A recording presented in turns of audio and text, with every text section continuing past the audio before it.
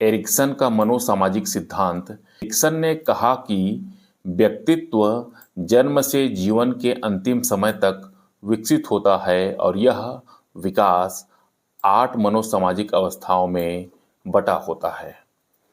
हर अवस्था में एक मनोवैज्ञानिक संघर्ष होता है जिसे सफलतापूर्वक करने पर व्यक्ति का व्यक्तित्व मजबूत होता है।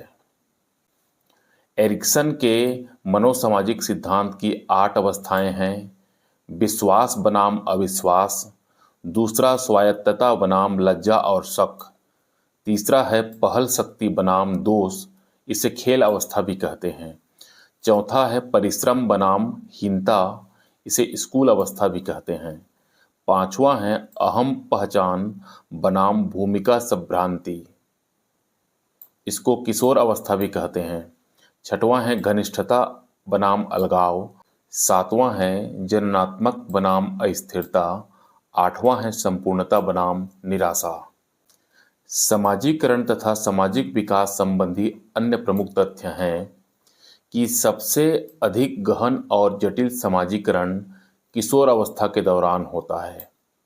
समाज मिति तकनीक समाजीकरण की जांच में प्रयोग की जाती है। सहयोगात्मक की प्रतिरोध श्रेणी में महिलाएं संबंधित नहीं होती हैं। एक शिक्षक विद्यार्थी में सामाजिक मूल्यों को विकसित कर सकता है आदर्श रूप में बर्ताव करके। सामाजिक आर्थिक मुद्दों से जूझ रहे उन बच्चों को जिनकी प्रतिभा प्रभावित होती है, इनको स्व अधिगम मॉडल सहायता करता है। शिक्षा के संदर्भ में समाजीकरण से तात्पर्य है सामाजिक वातावरण में अनुकूलन और समायोजन। शिक्षक को यह सलाह दी जाती है कि वे अपने शिक्षार्थियों को सामूहिक गतिविधियों में शामिल करें, क्योंकि सीखने को सुगम बनाने के अतिरिक्त यह समाजीकरण में सहायता करती है। बच्चों के सामाजिक विकास में खेल का विशेष महत्व है। समाज के मापदंडों के साथ अनुकूलन समाजीकरण है। सामाजिक विकास का संबंध वातावरण से है। समाजीकरण में सम्मिलित हैं सांस्कृतिक संचरण, व्यक्ति का और व्यक्तित्व विकास करना।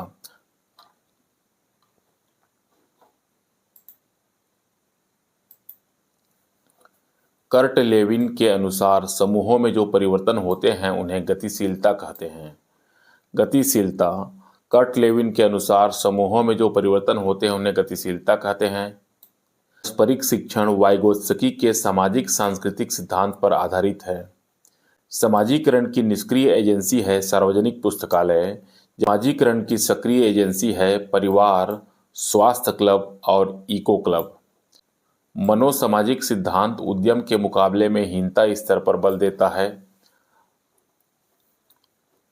अल्बर्ट बंडूरा के सामाजिक अधिगम सिद्धांत के अनुसार बच्चों के सीखने के लिए प्रतिरूपण एक मुख्य तरीका है।